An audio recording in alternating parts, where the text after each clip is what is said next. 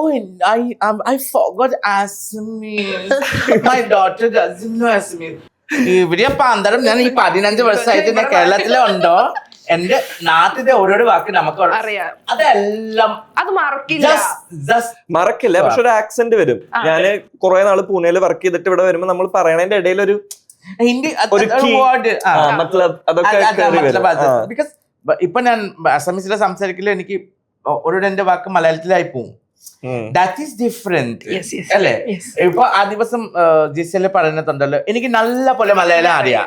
അവളെ ആ ടൈമിൽ കറക്റ്റ് രീതിയിലൊക്കെ മലയാളം പറഞ്ഞു. അപ്പൊ ലാലത്തിന്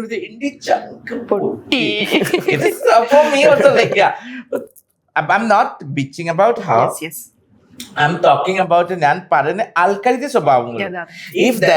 If your Malayali cannot say Malayalam, that is the cute. If non-Malayali is trying to talk in Malayalam, that is like Malayalam വേണ്ടി ഒന്നും മറുത്തുക. നീ ആരാ 10,000 തേരികള്, എനിക്ക് നല്ല തേരികൾ അറിയാം.